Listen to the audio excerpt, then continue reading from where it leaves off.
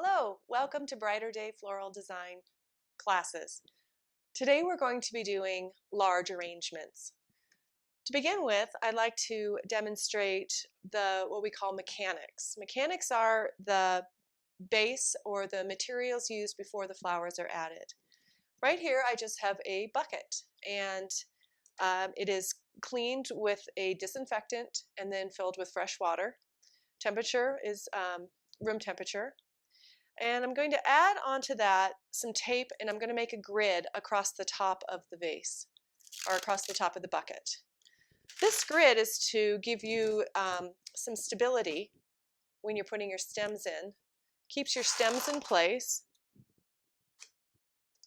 and gives you, it's a little cheater grid. So I'm making 3 one direction and 3 the other direction, so I have 9 squares. Okay, I'm going to begin with greening my arrangement.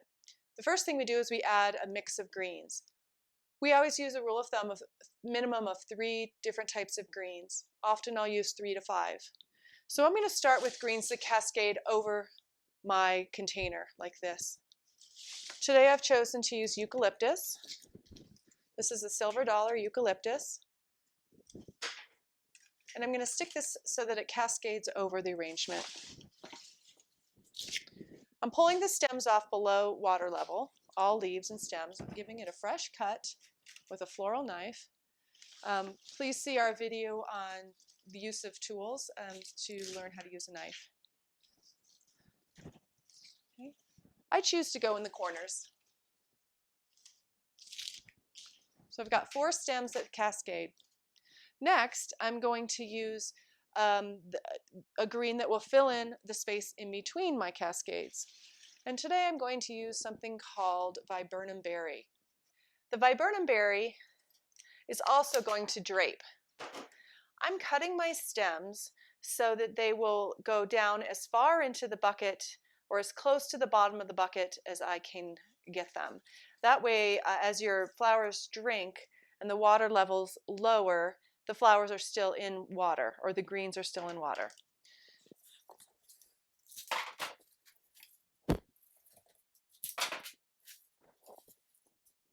Okay, so I don't have any more of those. I do have something here. This is an oak.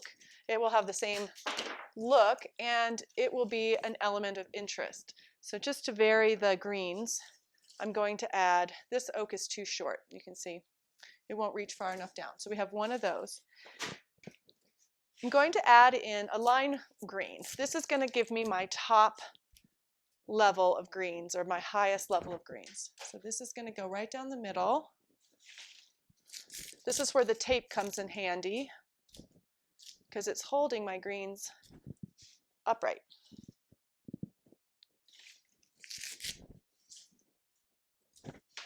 All right, so I've chosen to do 3. These are 3. They go directly down the center. All my flowers are pointing, their stems are pointing to a central location in the very bottom of my bucket. That's what I'm aiming for with every placement.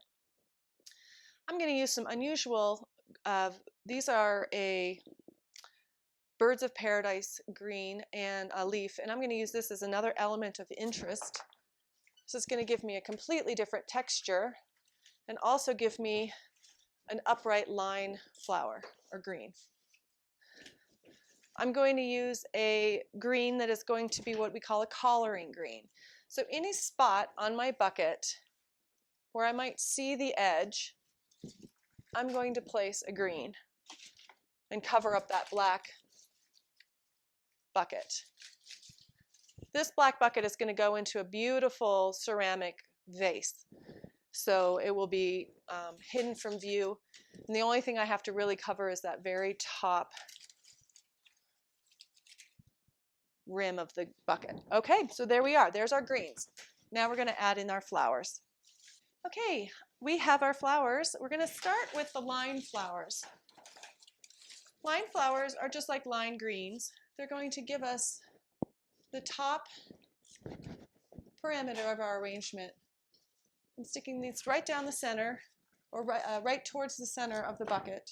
I'm going to balance them around the arrangement.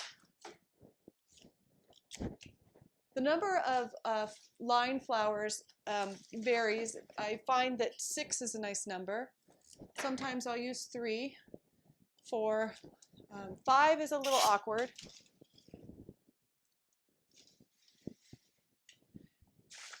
Then we're going to do the second type. This is a Gladiola. Oh, so this flower is called Erimeris. And I'm going to put these into the holes or the empty spaces that the Erimeris has left with its placement.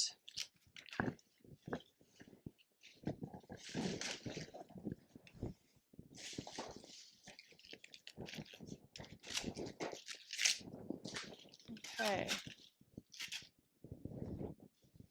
And I have one more line flower, which is going to balance out the empty holes. This is a Bells of Ireland. You can see here, I just placed that one in that hole. There's another hole. These are good for giving this outside parameter as well. So I'm creating the parameter of the arrangement with these line flowers.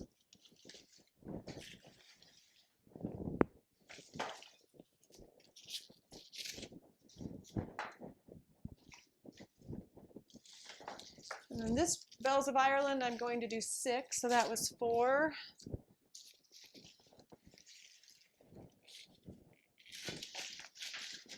Five, and one more. 6.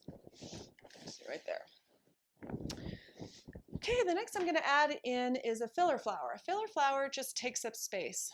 It can be branchy typically and doesn't have any particular draw to the eye. It just adds texture and color.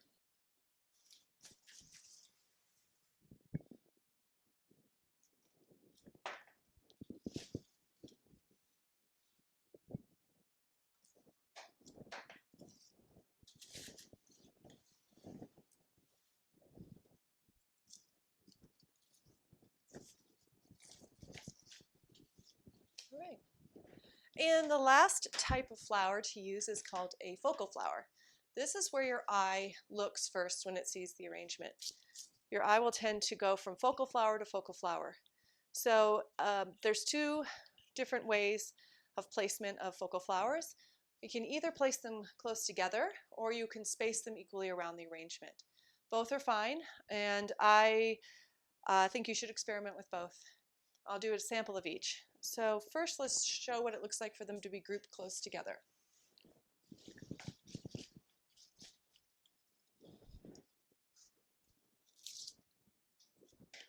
And what I'm doing here, I'm cleaning off all little leaves that might go into the water and cause bacteria buildup. So I'm removing those as I go. Okay, so as you can see here, this is 2 focal flowers grouped closely together.